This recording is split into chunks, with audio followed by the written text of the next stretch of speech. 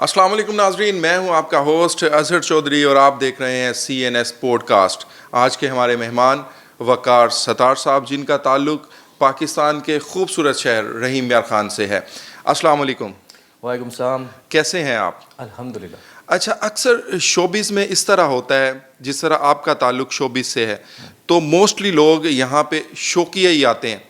तो आपका क्या था? आप शौकिया आए थे या कोई ऐसी कोई रीज़न या मजबूरी बनी आपको यहाँ आने की? First of all thank you so much for having me. Azhar भाई, ऐसा है कि आई वाज़ इन 6th और 7th स्टैंडर्ड आई थिंक, जब मैं मुख्तलिफ़ ड्रामाज़ और फिल्म्स वगैरह देखा करता था। उसमें कुछ फिल्म्स ऐसी थी जिसमें फ़ाइट सीक्वेंसेस होते थे, तो एक्शन फिल्म्स होती थी, इंडियन फिल्म्स होती थी, इंग्लिश फिल्म्स होती थी।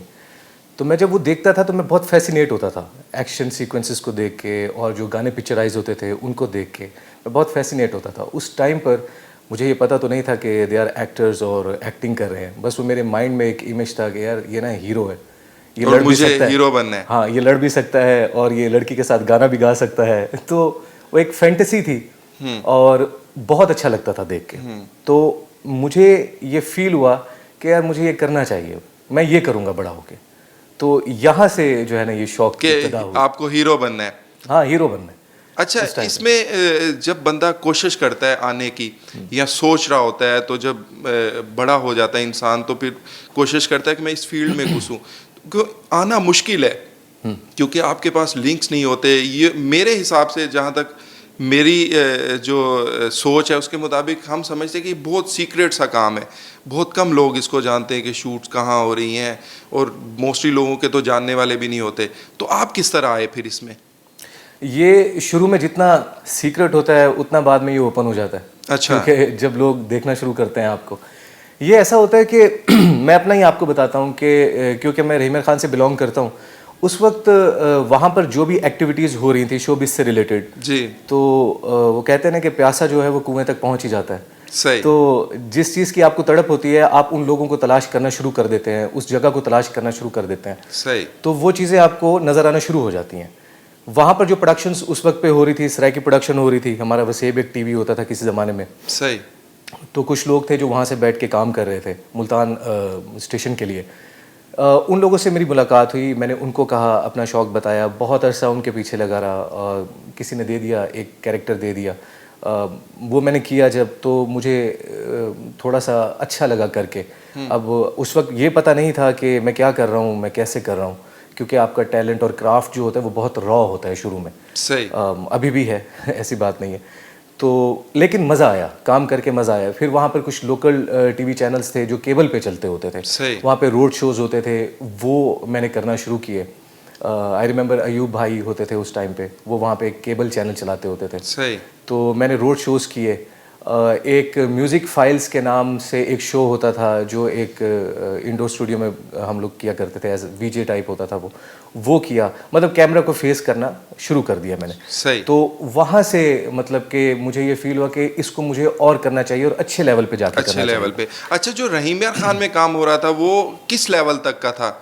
वो डेफिनेटली वो लोकल लेवल का था। अच्छा। हाँ, वो रीजनल लेवल का था। और उसमें आपको हाव नो थी कि यार ये जो मैं कर रहा हूँ ये उस लेवल का नहीं है जो मैंने सोचा हुआ था? मैं उर्दू में काम करना चाहता था हमेशा से ही।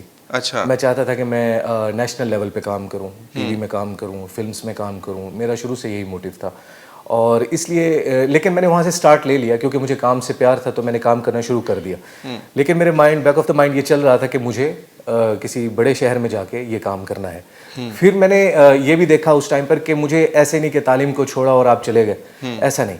मैंने एजुकेशन अपनी कंप्लीट की और मैं बड़े ज़रा चालाकी करके घर वालों के साथ मैंने वालिद साहब को कहा कि जी मैं जर्नलिस्ट बनूंगा बड़ा होकर, क्योंकि वो खबरें वगैरह बहुत देखते थे। अच्छा। तो मैंने ग्रेजुएशन जर्नलिज्म के साथ किया, फिर मैंने MSc मैस कम्युनिकेशन किया। तो उनको ये होगा कि ठीक है, जर्नलिज्म अच्छी फील्ड है, क्योंकि वो देखा करते थे बहुत ज़्यादा टीवी पे। तो फिर मैं लाहौर चला गया, आखिरी मेरी सेमेस्टर था, वहाँ पर जाके मैंने चैनल 5 में जो है इंटर्नशिप की। ये सब करने का एज अ सहाफ़ी? जी, as a news caster, news anchor. News anchor. अच्छा। रात को 12 बजे कोई बुलेटिन चलता होता था, तो मैं उस पर बैठ के अपने तलफ़ुज़ पे, और एक्चुअली वो बस शौक ही था। लाइव आपने मतलब खबरनामा पढ़ा? जी बिल्कुल पढ़ा। लाइव नहीं होता, प्रॉम्प्ट होता है वो, उसके ऊपर वो मतलब एक मेरे ख्याल में 5 मिनट का कोई गैप होता है शायद, उसके साथ वो चल रहा होता है। सही। तो मैं वो करता रहा, लेकिन मेरे माइंड में यही था कि ये सब कुछ जो है मैं इन दी एंड मैं अपने जो शो बिज़नेस है उसको ज्वाइन करूँगा आके। तो लाहौर से फिर मैं वापस आया रहीम खान। उसके बाद वहाँ पे मेरी गवर्नमेंट जॉब हो गई महकमा सेहत में। अच्छा जी, और बहुत अच्छी जॉब थी, घर के बहुत करीब थी, बहुत साफ़ सुथरा काम था मेरा। लेकिन मैं बहुत अंदर से वो डिप्रेस टाइप रहता था, क्योंकि मेरा लेकिन आपको मज़ा नहीं आ रहा था? मुझे मज़ा नहीं आ रहा था डेफिनेटली। तो मैंने वहाँ पे 3-4 साल जॉब की। जो मुझे पे मिलती थी मैंने उनको उस सारे पैसे को सेव किया, एक प्रॉपर होमवर्क किया। उस टाइम पर एक साहब आते थे कराची से उस हॉस्पिटल में, जिनके साथ मैंने दोस्ती की, रफ़ीक साहब नाम है उनका। और रफ़ीक साहब, मैं आपका शुक्रिया अदा करता हूँ, आज मैं जहाँ पर भी हूँ, अगर आप ना होते तो शायद बहुत मुश्किल हो जाता। मुझे उन्होंने वहाँ पे कराची आने के लिए एक रेजिडेंस दी, आज भी मैं उनकी रेजिडेंस में ही रहता हूँ। अच्छा जी, वो मेडिकल का काम करते थे। तो वहाँ से मैंने फिर अपना रिज़ाइन दिया। तो रिज़ाइन देकर फिर मैं कराची आया, वो सारी जमा पूंजी मैं लेके आया, और यहाँ पर आके मैंने स्ट्रगल करना शुरू कर दी। अच्छा जी, और जो मेरी स्ट्रगल का फर्स्ट डे था, मैं था और मेरे एक दोस्त और भी थे, वो भी मेरे साथ आए थे। उन्होंने किसी अपनी रीज़न की वजह से छोड़ दिया। जो फर्स्ट डे था हमारा स्ट्रगल का, हम लोग 3 तलवार पे गए रिक्शा करा के, 2 लड़के। सही। और वहाँ पे 2 पुलिस वाले खड़े हुए थे ड्यूटी पे। अब हमें पता नहीं है कहाँ जाना है, कैसे काम करना है, किससे पूछना है। तो वो पुलिस वालों से पूछ लिया हमने उतर के अच्छा कि ये बताइए यहाँ पे ना ड्रामे कहाँ पे बनते हैं। तो उन्होंने हम दोनों को ऐसे ऊपर से नीचे तक देखा, कहते हैं आप लोग कहाँ से हैं? ये बड़ा अजीब सा लगता है पूछना भी। एग्जैक्टली। तो उन्होंने कहा कहाँ से हैं जी? यहाँ से है। क्या करने हैं जी? अपना हीरो बनने हैं, एक्टर बनने हैं। तो वो हंसना शुरू हो गए। तो हमें पता ही नहीं है कि कहाँ जाना है, कैसे करना है। यहाँ से स्टार्ट हुआ। अच्छा। फिर इंटरनेट पे बैठ के वहाँ जितने भी यहाँ पे प्रोडक्शन हाउसेस थे, अब उसमें से कुछ 30-40 नाम निकले, कुछ फेक, मैक्सिमम फेक और जो बहुत कम थे वो थे जहाँ पे काम होता था। तो सब पे गए, एक एक प्रोडक्शन हाउस में गए। अब वहाँ पर बड़ी अजीबोगरीब तरीके से वो कहते थे चलें जी डांस करके दिखाएं। अच्छा। हाँ जी। और कहते थे ये सिचुएशन है, चलिए इस पे परफॉर्म करके दिखाएं। अब वो अपने तरीके से एक शुगर लगा रहे होते थे हमारे साथ, और हम उसको सीरियस समझ के वो कर रहे होते थे। तो वो एक पूरी एक मेमोरी है उसकी भी। नहीं, वो जो फेक आपने लफ्ज बोला, कभी उनके हत्थे चढ़े आप?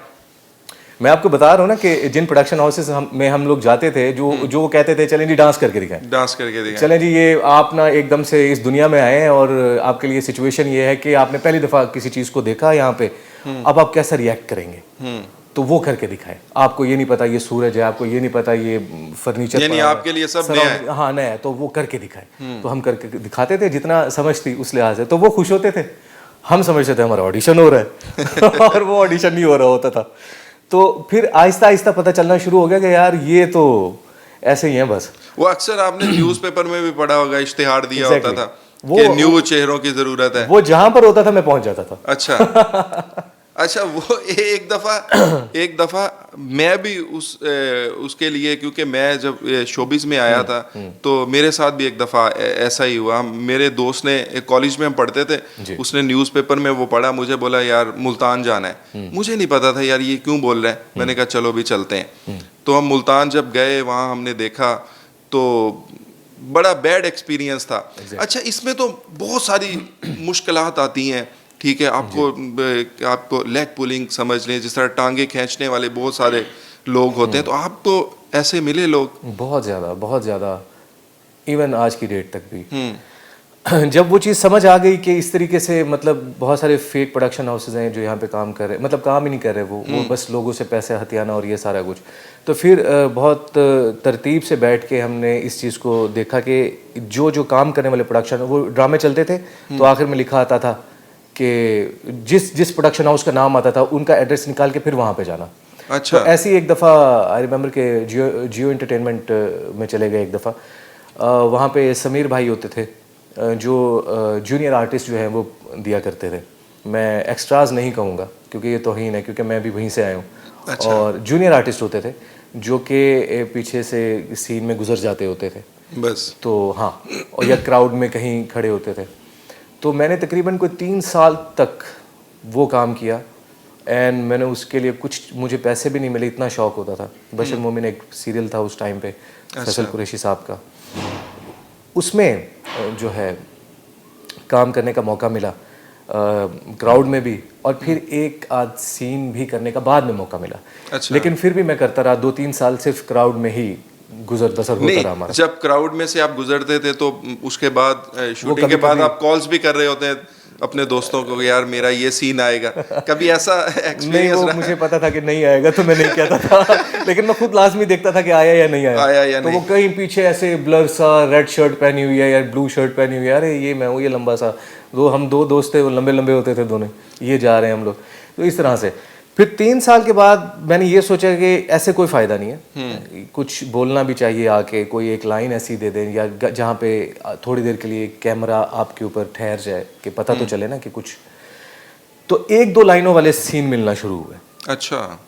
और अल्हम्दुलिल्लाह, मतलब कि हम लोग जितने भी थे उस टाइम पर उनमें से मुझे मिल जाया करते थे 1-2 लाइन्स के सीन्स, क्योंकि मैंने एक दफ़ा गया, मैं करके आ गया, तो मुझे डायलॉग्स याद हो जाते थे, बादाम तेज थे मेरे शुरू से तो मैं, फिर उन्होंने मुझे भेजना शुरू कर दिया, जहाँ डॉक्टर का सीन है, कोई फाइल रखने वाला सीन है, बॉस से 2-3 बातें करके निकल जाना, ये मैंने करना शुरू कर दिया। फिर काफ़ी अर्सा इसमें मैंने रगड़ा खाया, 2 साल ऐसे और गुजर गए। तो मैंने कहा यार ये भी कुछ काम तो बन नहीं रहा, जो मैं करना चाहता हूँ वो तो हो नहीं रहा, अब मुझे क्या करना चाहिए। फिर मुझे किसी ने कहा कि आप जो है इस तरीके से आपको कोई काम देगा नहीं, क्योंकि आपके कोई लिंक्स नहीं है, कोई कॉन्टैक्ट्स नहीं है, और यहाँ पर तो सारा इस तरीके से काम मिलता नहीं है। तो आपने अपने पहले कॉन्टैक्ट्स बनाए, और कैसे बनाए, अब पैसे ख़त्म हो रहे थे मेरे पास। अच्छा। हाँ, क्योंकि 2-3 साल गुजर चुके थे, 4 साल गुजर चुके थे, तो क्या किया जाए। फिर मैंने as second AD, assistant director काम करना शुरू किया, फ्रीलांसर के तौर पे। वहाँ से मुझे फिर लिंक्स बनना शुरू हुए। डिफरेंट जो डायरेक्टर थे, सलीम घांची साहब, जो इस वक्त जियो एंटरटेनमेंट पे काम कर रहे हैं, बहुत अच्छे डायरेक्टर हैं, उनका मैं शुक्रिया अदा करता हूँ सर कि आप मुझे इस फील्ड में लेके आए। और फिर बहुत सारे और डायरेक्टर्स के साथ मैंने काम करना शुरू किया, तो मैंने मुख्तलिफ प्रोडक्शन हाउसेस के साथ अपने लिंक्स डेवलप कर लिए। सही जी। तो 3-4 साल फिर वो किया, फिर मैं एसोसिएट डायरेक्टर तक आ गया। अच्छा जी। तो लिंक्स बन गए, लेकिन अंदर तो वही था कि एक्टिंग करनी है। अच्छा, उस दौरान में कुछ छोटे छोटे कैरेक्टर्स निकलते थे तो मैं कर लेता था। तो वो ज़्यादा इजी भी था, लेकिन मुश्किल भी था। वो क्या होता था कि आप क्योंकि असिस्टेंट होते हैं, काम कर रहे होते हैं सेट पे, आई थिंक जो एक्टर का डेकोरम है वो टोटली डिफरेंट होता है। सही। उसको एक अलग स्टेट ऑफ माइंड चाहिए होता है, और जो टेक्निकल लोग होते हैं, मैं यानी आप कह सकते हैं कि उनकी एक अलग लुक है। हाँ, उनकी एक अलग लुक है, और वो माइंडसेट का भी फर्क है। अच्छा जी। एक्टर का एक अलग माइंडसेट होता है। जब आप ये काम कर रहे हैं, अपना फ्रेम सीधे कर रहे हैं, भाग दौड़ कर रहे हैं, तो पसीना आ रहा है आपको और बिल्कुल ही आपकी हालत गैर हुई हुई है, तो आप आई थिंक उस स्टेट ऑफ माइंड में बहुत मुश्किल से जाते हैं। लेकिन क्योंकि शौक था तो मैं करता रहता था, साथ साथ करता रहता था। फिर मैंने सोचा कि नहीं, इस तरीके से भी काम नहीं मिला, देन मैंने छोड़ दिया। अच्छा, यानी एसोसिएट तक पहुंचे। हाँ, वो फिर मैंने छोड़ दिया, क्योंकि मुझे ये फील होने लग गया कि ये तो मुझे एज असिस्टेंट डायरेक्टर ही मुझे रिकॉग्निशन मिल रही है फील्ड में ना। सब कहते हैं आ जाओ हमारे प्रोजेक्ट पे आ जाओ, मैंने कहा नहीं, मैंने नहीं करना। तो तब जब आप एसोसिएट थे तब कुछ आपको दे रहे थे पे वगैरह या कुछ सैलरीज? बिल्कुल सैलरीज। मैं लास्ट टाइम पर एक बहुत बड़ा प्रोडक्शन हाउस है पाकिस्तान का, मैं वहाँ पे काम कर रहा था, और नाम नहीं लेना चाहूँगा क्योंकि एक दिल खराश वाक़या भी वहाँ पर हुआ था, जिसकी वजह से मैंने ये छोड़ा, क्योंकि मैं बार बार तंग करता था, मुझे कैरेक्टर दें, मुझे काम करना है, मुझे एक्टिंग करनी है। तो जो बड़े लोग थे उनको शायद बुरा लग गया, मेरा कुछ बुरा लग गया होगा, आई डोंट नो। लेकिन मेरी उस फील्ड में एक इनोसेंस थी, मैं वाकई में मैं चाहता था कि मुझे एक्टिंग करनी। तो उन्होंने कहा कि तुम ऐसे क्या समझते हो, तुम ऐसे एक्टर बन जाओगे एंड ऑल दैट, तुम कभी ज़िंदगी में एक्टर नहीं बन सकते। और मैं बहुत उस दिन जो अच्छा, ये अल्फाज इस्तेमाल करने चाहिए जो सीनियर हैं उनको अपने जूनियर के साथ? नहीं करने चाहिए, किसी को नहीं करने चाहिए। देखिए, अब किसी को नहीं पता होता कि कौन कहाँ तक चला जाए और कब चला जाए। ये सब कुछ इंसान के हाथ में नहीं है, ये अल्लाह ताला के अच्छा, ऐसे अल्फाज कभी आपको किसी ने बोले और आप हार्ड हो गए और आपने सोचा कि बस अब यहाँ पे एंड है? नहीं, ये तो सवाल ही पैदा नहीं होता। ये तो चैलेंज हो जाता है उल्टा। वो जब भी बोलते थे कि तुम एक्टर नहीं बन सकते। आई रिमेम्बर जब मैं लाहौर में था, तो वहां पर इंटर्नशिप के दौरान मैं एक प्रोडक्शन हाउस में चला गया, वो भी बहुत बड़ा नाम है, उनका नाम नहीं लूंगा मैं। तो उन्होंने कहा कि जी, मैं उनके पास गया किसी रेफरेंस से, जी मुझे ना एक्टिंग करनी है। उस टाइम पर पीटीवी पे उनके बहुत सारे प्लेस वगैरह चलते होते थे। मैंने कहा जी मुझे एक्टिंग करनी है। उन्होंने मुझे देखा, उन्होंने कहा, बिठाया मुझे उन्होंने, तो उन्होंने कहा कि तुम एक्टर नहीं बन सकते। पीटीवी पे आप थे? वो पीटीवी के लिए काम करते थे, उनका प्राइवेट प्रोडक्शन हाउस था। अच्छा। बहुत बड़ा नाम है, डायरेक्टर है हमारे लाहौर के, अल्लाह उन्हें खुश रखे। तो उन्होंने कहा कि तुम एक्टर नहीं बन सकते। मैंने कहा जी मैं क्यों एक्टर नहीं, तुम्हारे अंदर तो कॉन्फिडेंस ही नहीं है। हाँ, तो एक्टिंग के लिए तो बहुत ज्यादा कॉन्फिडेंस आपने उनसे नहीं पूछा? कॉन्फिडेंस कहाँ से आएगा, कैसे आएगा? वो अपनी उनकी जजमेंट होती है। देखें, जिसको काम देना होता है ना, उनके ऊपर इस तरह से बातें की ही नहीं जाती कि तुम में कॉन्फिडेंस नहीं है, या तुम दिखते ऐसे हो, या तुम्हारा कम्प्लेक्शन ऐसा है, या तुम्हारे बाल ऐसे हैं। उनके ऊपर ऐसी कोई बात नहीं की जाती, क्योंकि वो माइंड बना चुके होते हैं कि इनको हमने काम देना है। तो चाहे 1000 कमियां होंगी, लेकिन वो उनको खूबी नजर आएगी। और जिसको काम नहीं देना, वो आप में 100 खामियां निकाल के वो निकालते रहेंगे, क्योंकि उन्होंने काम नहीं देना होता। तो वो ये चीज़ होती है। उन्होंने कहा जी तुम क्या पढ़ा हुआ है तुमने? मैंने बताया जी मैं ये पढ़ा हुआ है। और अरे तुम तो पढ़े लिखे लड़के हो, तुम ये क्यों कर रहे हो? तुम ऐसा करो, तुम ना राइटिंग करो, मेरे पास बैठ जाओ, मैं तुम्हें महीने के इतने पैसे दिया करूंगा, और तुम ना लिखना शुरू कर दो। अच्छा, ये क्या हकीकत है कि जितने भी आर्टिस्ट हैं अभी न्यू आप कह लें, तो ये एक वो कहते हैं ना बाप दादा से चले आ रहे हैं, उनको एक्सेप्ट किया जा रहा है इस फील्ड में, शोबिज में, और बाकियों को रिजेक्ट कर दिया जाता है, ये हकीकत है? नेपोटिज्म की बात कर रहे हैं आप जी। देखें, ये हर इंडस्ट्री में होता है, कहाँ नहीं होता। ये सिर्फ शोबिज में ये है कि ये वर्ड जो है ओवररेटेड हो गया। ये आई थिंक हर जगह पे होता है, पूरी दुनिया में होता है, ये फेवर्स मिलती हैं। और अच्छा, अक्सर आपने देखा होगा शोबिज में सब कहते हैं, हमने भी सुना है कि यहाँ ऐसा नहीं है कि एक बाप अगर आर्टिस्ट है, एक्टर है, तो उसका बेटा आएगा, सही है, बाकियों को चांस नहीं दिया जाता, नेपोटिज्म की बात या रिजेक्ट कर दिया जाता है। नेपोटिज्म की बात जी जी। देखिए, नेपोटिज्म सिर्फ शो बिजनेस में नहीं होता, दुनिया की हर जगह पे और हर इंडस्ट्री में होता है। और कहीं ना कहीं ठीक है, चलता है, होना चाहिए, एक हद तक होना चाहिए। जहाँ तक ताल्लुक है शो बिजनेस का, होता है, फेवर होती है, सब कुछ होता है। लेकिन मैं आपको एक बात बताऊँ, जो टैलेंट होता है वो आज नहीं तो कल, कल नहीं तो परसों, जब भी अल्लाह ताला की तरफ से, हाँ, आपको कमिटेड होना पड़ता है, आपको डटे रहना पड़ता है, और डेडिकेशन देनी पड़ती है अपने काम को, आप आ जाते हैं। और ये एक ऐसा काम है कि आप पहली दफ़ा, दूसरी दफ़ा, तीसरी दफ़ा चले, आप ले आएंगे अपने कॉन्टेक्ट्स की बेस पे, लेकिन इन दी एंड फिर जब लेंस होगा और आप होंगे, तो फिर वहाँ पे कोई पर्ची, कोई सिफारिश काम नहीं आती। वहाँ पे फिर आपकी मेहनत ही काम आती है, और आपके अंदर जो अल्लाह ताला ने एक सलाहियत रख दी है, या जो आपकी रियाजत है, बस फिर वही काम आती है। तो नेपोटिज्म सिर्फ इस हद तक तो कहा जा सकता है कि चांस जल्दी मिल जाता है, बट वो कहाँ तक जाता है, इससे इसका कोई नहीं। ये तो एक बहुत देखे ना, मैंने इस पे बहुत सर्च की है। ये इंडिया में देखा जाए तो यही सिस्टम है। रिसेंटली ऐसे हुआ है कि बहुत सारे आर्टिस्ट जो पता चलता है कि यार इसने खुदकशी कर ली, तो बाद में जब उसको देखा जाता है, छानबीन होती है, तो पता चलता है कि ये शोबिज में थोड़ा आगे जा रहा था, तो इसको परेशान किया गया। वो जो बड़े वहाँ पे आर्टिस्ट हैं, या प्रोड्यूसर हैं, या डायरेक्टर हैं, उनकी तरफ से। ये तो बिल्कुल ठीक कह रहे हैं आप। ये एक्चुअली क्या है, ये पार्ट ऑफ स्ट्रगल है। हम लोग क्या समझते हैं, हम लोग ये समझते हैं कि यार उस मकाम तक जाकर ना हमारी स्ट्रगल खत्म हो जाएगी। ऐसा नहीं होता। व्हाट आई बिलीव के स्ट्रगल जो है उसकी स्टेजेस चेंज होती हैं, ये कभी भी खत्म नहीं होती, बल्कि बाद में ज्यादा प्रेशर आता है। फॉर एग्जांपल, जिन लोगों की आप बात करें, या जो भी वाकयात ऐसे हुए हैं, अगर उन्होंने खुदकुशी की है, तो इट मीन्स के अगर की है तो आई डोंट नो, कुछ और फैक्टर्स भी हो सकते हैं पीछे। इट मीन्स के आप अपनी स्ट्रगल में नाकाम हो गए। सही। प्रेशर तो आपको आएगा, पहले काम ना मिलने का प्रेशर था, बाद में काम मिलने के बाद एक अलग प्रेशर होता है, उसको सस्टेन करना, अपनी पोजीशन को, मयार को बरकरार रखना। जो लेग पुलर्स होते हैं, जो बड़े जाइंट्स और बैठे होते हैं, उनके साथ मुकाबला करना, और ये सारी साइकोलॉजिकल गेम है बेसिकली। आपको यहाँ से, मैं हमेशा एक बात कहता हूँ कि जो खास तौर पे जो आर्टिस्ट लोग होते हैं, उनको इंटेलिजेंट होना बहुत ज़रूरी है। अच्छा। हाँ जी, हर इंटेलिजेंट इंसान आर्टिस्ट तो नहीं होता, लेकिन आर्टिस्ट का इंटेलिजेंट होना बहुत ज़रूरी है।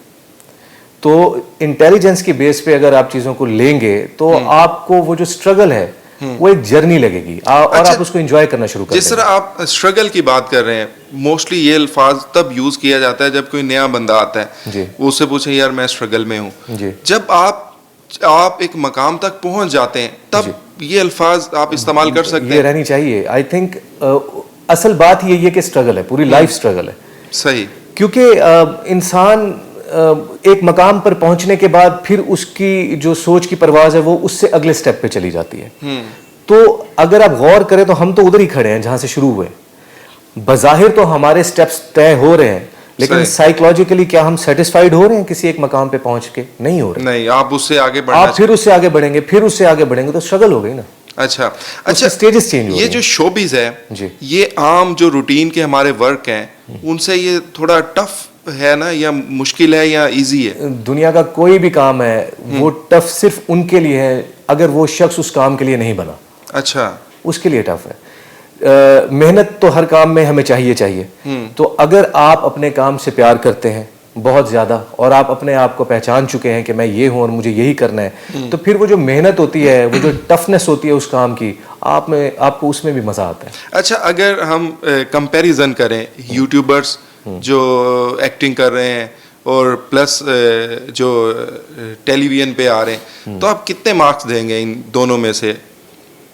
देखिए, मैं ये समझता हूँ कि जो मेन स्ट्रीम मीडिया है उसमें जितने भी लोग काम कर रहे हैं उनका क्राफ्ट ज़रा डिफरेंट है। अच्छा। हाँ, मतलब वो उनका काम ही यही है। उनको एक्टिंग की कुछ बारीकियों का ज़्यादा पता होगा। अच्छा। क्योंकि वो रेगुलर करते हैं और उनका ख़ास मैदान वही है। जो यूट्यूबर्स होंगे उनका एक अपना मैदान है, तो मुकाबला है नहीं। दोनों की अपनी अपनी स्किल्स है, अपना अपना क्राफ्ट है। अच्छा, इनका यूट्यूब पे जो आ रहे हैं उनके व्यूज़ ज़्यादा नहीं है? क्योंकि ट्रेंड जो है अच्छा। वो अब मोबाइल में आ चुका है। सारा जो व्यूवरशिप है वो सारी मोबाइल के ऊपर हो रही है। इवन के जो मेन स्ट्रीम मीडिया है वो भी जो है यूट्यूब के ऊपर देखा जाता है। अच्छा। या एप्लीकेशंस पे देखा जाता है, छोटी स्क्रीन पे देखा जाता है। अच्छा, आपको क्या लगता है मोबाइल के आने से ये जो सिनेमा है या जो टेलीविज़न है इसको कम लोग देखते हैं, या ये हकीकत है? किसी हद तक हकीकत है, क्योंकि दुनिया जो है वो बहुत सुस्त हो चुकी है। लोग बहुत सुस्त हो चुके हैं। उनको जो चीज़ कम पैसों में घर बैठे मिल रही है वो क्यों जाएंगे? लेकिन मैं आपको एक बात बता दूं, सिनेमा एक मैजिक का नाम है। उसका जादू कभी ख़त्म नहीं हो सकता। अच्छा। कम हो सकता है, ख़त्म नहीं हो सकता। आप जाते हैं? मैं आई थिंक कोई फिल्म नहीं छोड़ता। अच्छा। हाँ। अच्छा, वाकई में जो ये मेरा एक एक्सपीरियंस है, जब हम लोग सिनेमा में जाके जो फिल्म देखते हैं ना वो हमें याद रहती है उसकी एक अरसा तक। जी। देखिए, एक तो आपने पैसे खर्च किए हुए हैं। हाँ। दूसरा, सराउंडिंग बिल्कुल डार्क है और बहुत बड़ी स्क्रीन है, आप उसको देख रहे हैं, कनेक्ट कर रहे हैं स्टोरी के साथ, आप बिल्कुल इन्वॉल्व्ड है, आपका फोकस उधर है। जब आप मोबाइल के ऊपर देखेंगे, इवन टीवी के ऊपर देखेंगे, तो आप ड्राइंग रूम में बैठे हैं या टीवी देख रहे हैं अपने रूम में बैठ के, तो वहां से बच्चे भी आ रहे हैं, जा रहे हैं, कोई दूसरी तीसरी बातें भी हो रही है, तो फोकस थोड़ा सा डाइवर्ट होता है। दैट्स वाई इम्पैक्ट का फर्क होता है। सिनेमा इसलिए लार्जर देन लाइफ होता है क्योंकि वो एक मैजिकल मीडियम है। अच्छा, पाकिस्तानी सिनेमा को आप कहाँ तक देख रहे हैं अभी, मुकाबला अगर हम अपने हमसाया मुल्क से करें तो? नहीं, बहुत अभी उस लिहाज से तो बहुत पीछे है, और उसकी सिर्फ दो ही रीजंस हैं। एक तो टिकट्स बहुत ज़्यादा महंगी हैं, और दूसरा ये कि नंबर ऑफ सिनेमा जो है वो बहुत कम है। देखें, जिस तरह गवर्नमेंट ने अभी इनको टैक्स फ्री कर दिया है जी, तो उनके टिकट पे तो असर पड़ेगा ना ऑटोमेटिकली? हाँ, टिकट पे असर पड़ेगा। और दूसरी बात यह है कि हमारे नंबर ऑफ सिनेमाज जो है, अब जहाँ पे सिनेमा हुआ करते थे वहाँ पे अब शॉपिंग मॉल्स हैं, तो जब गिनती ही कम हो जाएगी स्क्रीन्स की, तो फिर कैसे, मतलब कि टिकट का कम होगा। और दूसरा ये कि बहुत ज़्यादा हैवी बजट की फिल्म्स बनती हैं। अच्छा। फिल्म्स का बजट भी थोड़ा होना चाहिए ताकि प्रोड्यूसर्स और लोगों को काम ज़्यादा मिले, और नंबर ऑफ स्क्रीन ज़्यादा होनी चाहिए। टिकट का रेट बहुत कम होना चाहिए। जो टेक्निकल फैसिलिटीज़ हैं वो गवर्नमेंट को उसके ऊपर टैक्स जो है वो फ्री करना चाहिए, तो फिर जाके कहीं नहीं, अगर कम बजट की फिल्म आप चाह रहे हैं कि बने, तो मेरे ख्याल में जितने आर्टिस्ट हैं, क्या इनको अपना जो वो बजट को कम नहीं करना चाहिए? जिस तरह इनका शिफ्ट कह लें या जो भी आप कह लें, जो या डिमांड्स हम कह लें, ये इस तरह से होता है कि जब अगर लेट्स सपोज के वो लोग अगर बजट अपना कम नहीं कर रहे जो ऊपर के लोग हैं, तो जब आप इस तरह की फिल्म्स बनाएंगे तो नीचे से और लोग आ जाएंगे काम करने के लिए। तो जब मार्केट में लोग, नया टैलेंट आएगा, नए लोग आएंगे, तो कम पैसों में अच्छा काम करके दे देंगे, ऑटोमेटिकली उनको भी कम करना पड़ेगा। अच्छा, आप क्या चाहते हैं? नए लोग आने चाहिए? डेफिनेटली आने चाहिए, हर फील्ड में आने चाहिए, क्योंकि जो नया टैलेंट होता है वो जो सीनियर्स के लिए भी बहुत कुछ नया लेके आता है, नए क्राफ्ट लेके आता है। और मैं ये समझता हूँ कि कभी भी एक जगह पे किसी भी इंसान को स्टक नहीं होना चाहिए। अच्छा, आपको लगता है कि जब नए लोग आएंगे तो जो पुराने हैं उनकी वैल्यू कम नहीं हो जाएगी? वैल्यू किसी की कम नहीं होती। देखें, सबका एक अपना एक तरीका होता है। अच्छा। वो आपसे कोई छीन नहीं सकता, वो नहीं होती। बल्कि ये अच्छा है, जितनी ज़्यादा वैराइटीज़ होंगी उतना ज़्यादा अच्छा लगेगा स्क्रीन पे भी, लोगों के लिए भी। और अगर कोई वैल्यूएबल है, और लेट्स सपोज के सारी वैल्यूएबल है और कोई ऐसा है ही नहीं जो कम आदमी हो, तो कैसे पता चलेगा कौन अच्छा है? अच्छा, तो ज़्यादा से ज़्यादा लोगों को आना चाहिए। अभी कितना % काम हो रहा है पाकिस्तान में? अगर ऑल ओवर देखा जाए, सबसे ज्यादा काम कराची में है, लाहौर में है? सबसे ज़्यादा काम कराची में है। अच्छा, एक दौर था जब लाहौर पूरा एक वो बिल्कुल मीडिया सिटी होता था किस ज़माने में, लेकिन अब जो सारी मार्केट है वो कराची में है। इस्लामाबाद और लाहौर में भी किसी हद तक अब काम हो रहा है, लेकिन ओवरऑल मार्केट जो है वो कराची में है। सबसे ज़्यादा काम यहाँ पे हो रहा है। अच्छा, अगर फिल्म इंडस्ट्री की बात करें हम, तो हमें अपना ट्रेंड जो है अब चेंज कर लेना चाहिए, या अभी तक हम उसी में अटके हुए हैं? वो जो पंजाबी दौर था हमारा, सुल्तान राय आई साहब। थिंक अब तो काफ़ी चेंज हो रहा है। जो उर्दू फिल्म्स की अगर बात की जाए तो बहुत सारे लोग हैं जो अच्छी फिल्म्स बना रहे हैं। अच्छा, और इनको बनाते रहना चाहिए, और जो लेटेस्ट टेक्नोलॉजी है इसके साथ अटैच होकर काम करना चाहिए। अच्छा, आज जिस तरह आप शोबिस से आपका ताल्लुक है, तो शोबिस में जो लोग आना चाहते हैं उनके लिए आपका क्या मैसेज है? 2-3 बातों का होना बहुत ज़रूरी है जो भी लोग शो बिज़नेस में आना चाहते हैं। सबसे पहले ये कि आप ज़िद्दी किस्म के इंसान होने चाहिए, क्योंकि बहुत ज़्यादा स्ट्रगल है। दूसरा ये कि आपको अपनी सलाहियतों पे और अल्लाह ताला पे भरोसा होना चाहिए।